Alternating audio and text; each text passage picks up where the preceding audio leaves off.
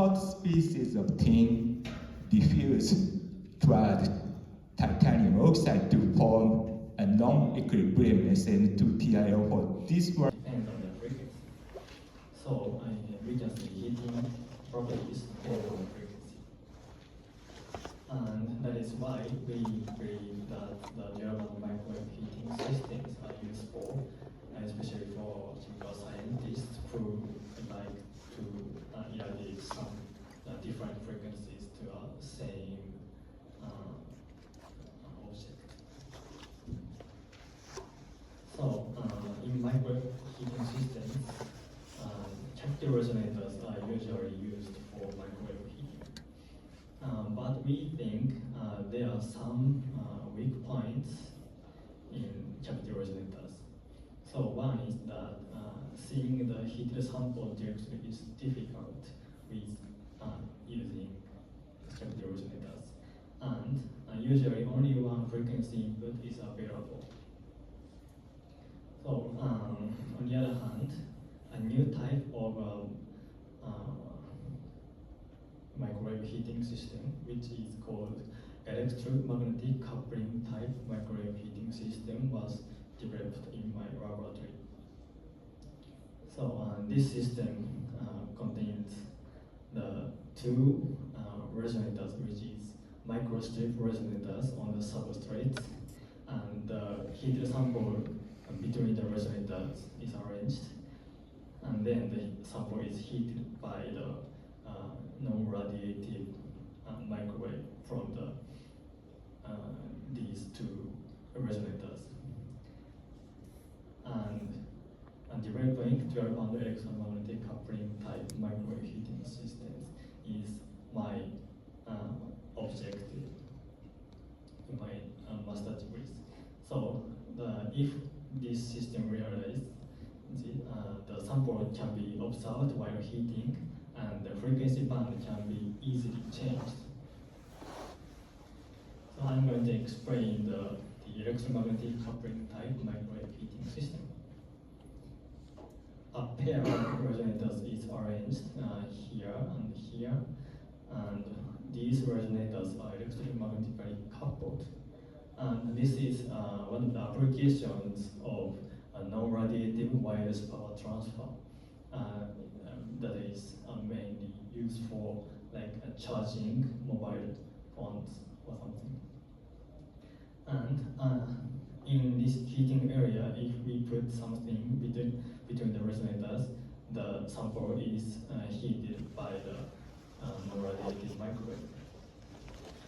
So in this system, we have two problems, with two challenges in this system. So one is the permittivity dependence on the temperature, and the second one is power leakage due to the radiated power to the outside of the system.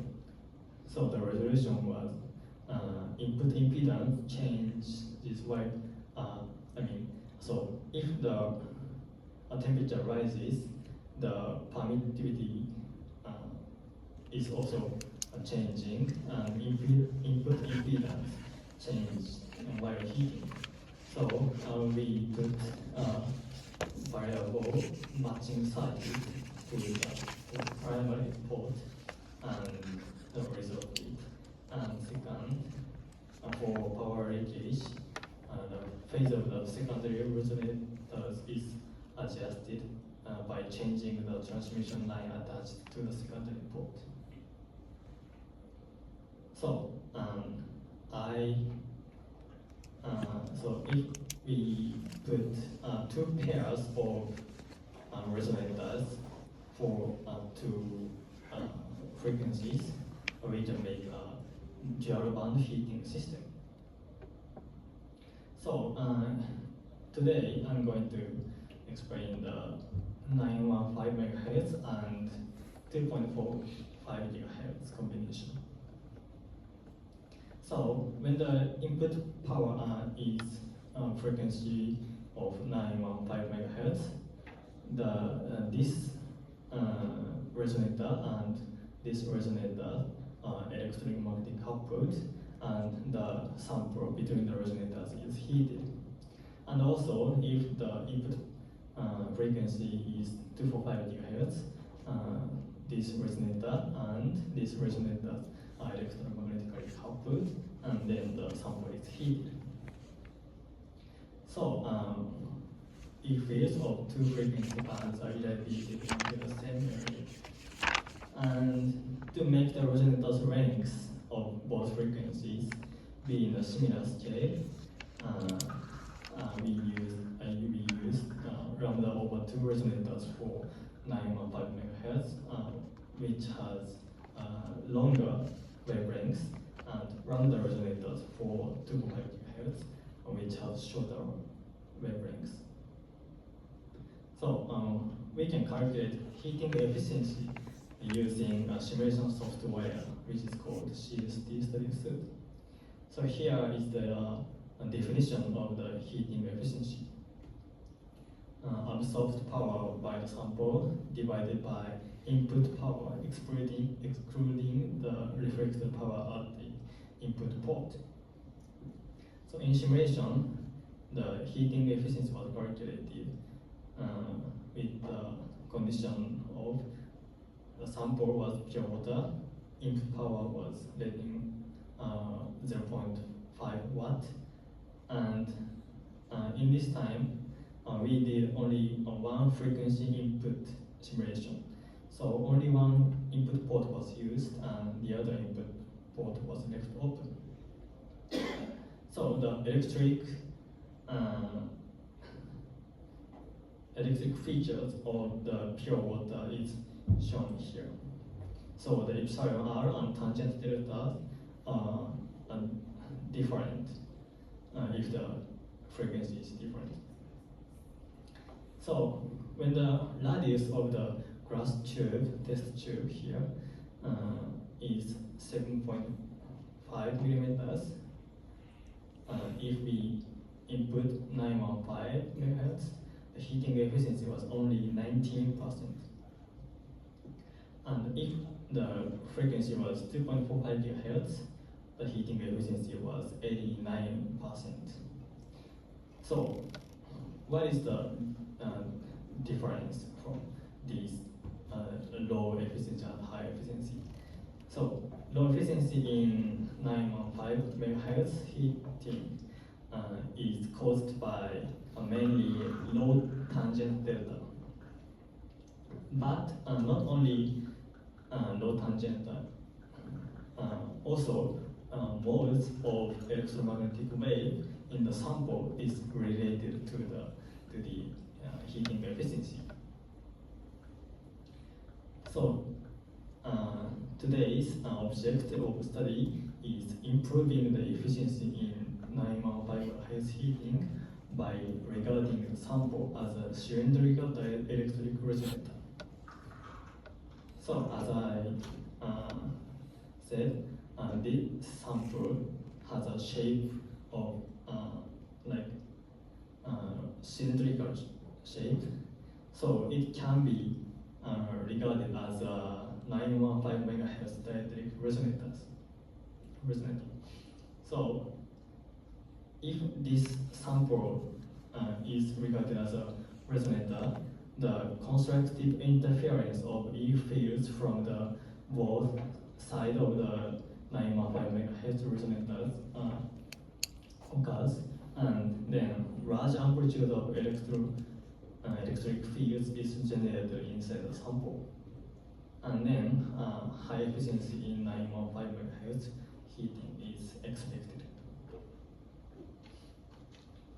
So this slide shows how we can make a sample as a resonators. So a cylindrical sample is treated as a cylindrical dielectric resonators, CDR. The resonant frequency of CDR is calculated by the formula here,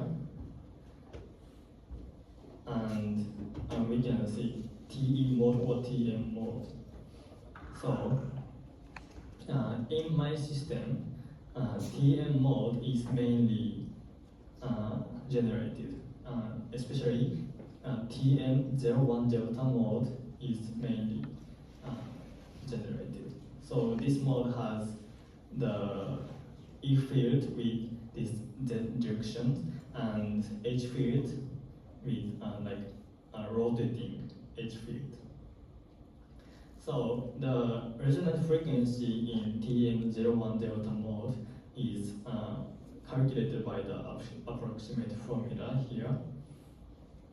So if we set F as 915 MHz, which is the resonant frequency, and D, which is height of the CDR, set to 100 millimeters, and epsilon R equals to 18.23, which is the ER, epsilon R of pure water in 20 degrees. So from this equation, R, which is the radius of the CDR, equals 70 millimeters, is derived. So this is the result of the simulation. Heating efficiency versus radius of the sample.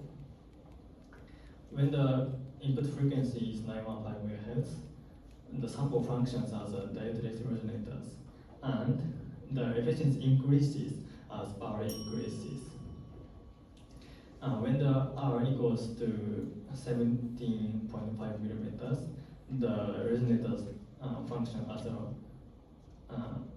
CDR, and the efficiency becomes 80%. And the efficiency decreases or increases again, and then the sample is large enough to absorb the almost entire power, the efficiency increases again.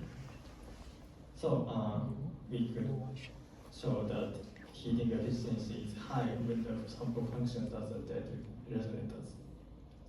And this is the electromagnetic fields in the sample. So this is E field and this is H field, which shows these electromagnetic fields of TM01 delta mode. And this is the power loss density in the sample. So power loss occurs at locations with strong electric field. So I was talking about the 915 MHz, and this time I'm going to talk about 2.45 GHz input.